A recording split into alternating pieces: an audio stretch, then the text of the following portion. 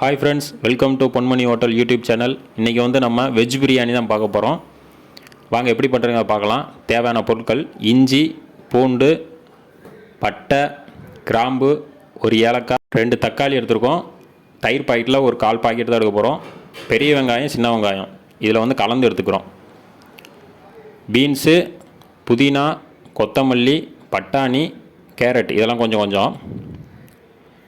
இப்போ வந்து அரிசி வந்து 1 கிளாஸ் அரிசி 2 பேர் சாப்பிட்ற மாதிரி எடுத்துருக்கோம். இப்போ வந்து நம்ம பாத்திரத்தில் எண்ணெய் ஊற்றிடலாம். பட்டை, கிராம்பு, ஏலக்காவை சேர்த்துக்கலாம். நல்லா பொரிஞ்சு வரட்டும். இப்போ வந்து கட் பண்ணி வச்ச வெங்காயத்தை சேர்த்துக்கலாம். சின்ன வெங்காயம் தான் நம்ம அதிகமாக சேர்த்துருக்கோம், பெரிய வெங்காயம் ரொம்ப கம்மியாக சேர்த்துருக்கோம். நல்லா வதக்கிடலாம். பார்த்தீங்கன்னா பொன்னிறமாக வர மாதிரி, அதாவது கோல்டன் கலரில் நல்லா வர அளவுக்கு நம்ம வதக்கி எடுக்கணும். அதான் நம்மளுக்கு வந்து பிரியாணி கலர் கிடைக்கும். நம்மளுக்கு நல்லா வதங்கி வந்துடுச்சு. இந்த டயத்தில் நம்ம சில்லி பவுடர், மிளகாய் பொடி சேர்த்துக்கலாம்.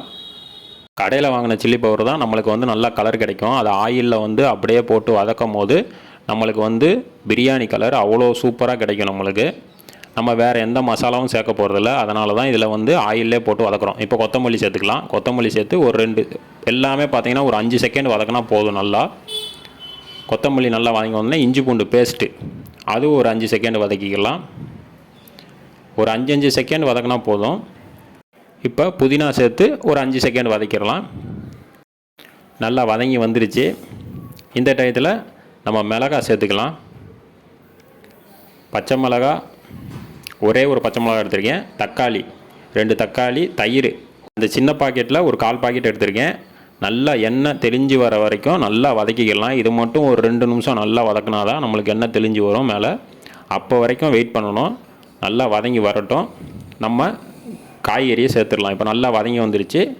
இப்போ வந்து நம்ம கேரட் சேர்த்துக்கலாம். அப்புறம் பீன்ஸு, அப்புறம் நம்ம பச்சை பட்டாணி வச்சுருக்கோம். அந்த பச்சை பட்டாணியை சேர்த்துக்கலாம். சேர்த்து நல்லா வதக்கிடலாம்.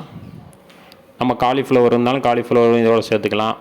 உருளைக்கிழங்கு சேர்த்திங்கன்னா மசிஞ்சிரும். அதனால் நம்ம உருளைக்கிழங்கு சேர்க்குறதில்ல. காலிஃப்ளவர் வேணால் சேர்த்துக்கலாம். அப்புறம் மீல் மக்கர் இருந்தாலும் சேர்த்துக்கலாம். இதில் நல்லா வதங்கி வந்துருச்சு. இந்த டயத்தில் நம்ம தேவையான அளவு தண்ணி சேர்த்துக்கலாம். தண்ணி 1 கிளாஸ் சேர்த்துருக்கேன். இந்த கிளாஸுக்கு 1 கிளாஸ் அரிசி எடுத்ததுனால அந்த கிளாஸுக்கு 2 கிளாஸ் தண்ணி சேர்க்க போகிறோம். ரொம்ப தண்ணி சேர்த்திங்கன்னா அது பார்த்திங்கன்னா ரைஸ் வந்து குழஞ்சிரும். அதுக்கு தான் இப்போ நல்லா கலந்து விட்டுடலாம். இப்போ வந்து தேவையான அளவு உப்பு சேர்த்துக்கலாம். உப்பு ஒரு 1.5 ஸ்பூன் சேர்க்குறோம். நல்லா தண்ணி கொதித்து வரட்டும். கொதித்து வந்ததுக்கப்புறம் நம்ம வந்து ஒரு 2 நிமிஷத்துக்கு மூடி போட்டு மூடி வச்சிடலாம். அந்த நல்லா மசாலாலாம் மிக்ஸ் ஆகி நல்லா கொதித்து வரட்டும். நல்லா ஒரு 2 நிமிஷம் கொதிக்கட்டும். அதுக்கப்புறம் திறந்து பார்க்கலாம். இப்போ ரைஸை சேர்த்துக்கலாம். இப்போ ரைஸை சேர்த்துட்டு நம்மளுக்கு வந்து நல்லா கொதித்து வந்ததுக்கப்புறம் உப்பு, காரம் இதெல்லாம் நம்ம செக் பண்ணிக்கலாம். இந்த டயத்தில் நம்ம வந்து உப்பு காரம் வந்து கம்மியாக இருந்துச்சுன்னா நம்ம சேர்த்துக்கலாம். இந்த மாதிரி தாங்க ரைஸை வந்து மெதுவாக சுற்றணும். நீங்கள் ரொம்ப கிண்டினீங்கன்னா அந்த பார்த்திங்கன்னா ரைஸ் எல்லாம் உடஞ்சிரும். அதனால தான் நம்ம மெதுவாக கிண்டுறோம். இப்படியே நல்லா பார்த்திங்கன்னா ரைஸும் தண்ணியும் ஈக்குவலாக வர வரைக்கும் இந்த மாதிரி பண்ணணும் மெதுவாக. நம்ம வேகமாக கிண்டினோம்னா நம்மளுக்கு வந்து ரைஸை வந்து உடஞ்சிரும். அதுக்கு தான் மெதுவாக கிண்டணும். நல்லா ஈக்குவலாக வந்துருச்சு. இந்த டயத்தில் நம்ம வந்து தம் போட்டுடலாம். கரெக்டாக இருக்கும். தம்மு வந்து பார்த்திங்கன்னா ஒரு 10 நிமிஷம் சிம்லேயே வச்சு நம்ம தம் போட்டுடலாம். மூடி போட்டு மூடிடலாம். ஒரு 10 நிமிஷம் கழித்து திறந்து பார்க்கலாம். மேலே வெயிட்டுக்கு நம்மக்கிட்ட தண்ணி ஏதாவது ஒரு தண்ணி எடுத்து அதை மாதிரி இந்த மாதிரி நல்லா வெயிட்டுக்கு வச்சுக்கலாம். இல்லை வெயிட்டான பொருள் ஏதாவது இருந்தால் கூட வச்சுக்கலாம். ஒரு 10 நிமிஷம் கழித்து திறந்து பார்க்குறோம். எப்படி இருக்குன்னு பார்க்கலாம். தண்ணி இருக்கான்னு செக் பண்ணலாம். இருந்தால் இன்னும் ஒரு 2 நிமிஷம் கூட நம்ம தம் போட்டுக்கலாம். இல்லாட்டி அப்படியே விட்டுடலாம். ஒரு 10 நிமிஷம் கழித்து செக் பண்ணுறோம். எப்படி இருக்குன்னு பாருங்கள். ஆனால் அடி பிடிக்காது. மேக்ஸிமம் இந்த மாதிரி தோசைக்கல்லில் வச்சு போடும்போது, தம் போடும்போது பார்த்திங்கன்னா அந்த ஒரு தண்ணி இல்லை. சூப்பராக ரெடி ஆயிடுச்சு நம்மளுக்கு பிரியாணி. உதிரி உதிரியாக கிடச்சிருக்கு பாருங்கள். ரைஸும் ஒட்டலை பாருங்கள். அப்படியே உதிரி உதிரியாக இருக்குது. ஃபுல்லாக கிடச்சிருக்கு பாருங்கள். உடையலை, ரைஸும் உடையலை.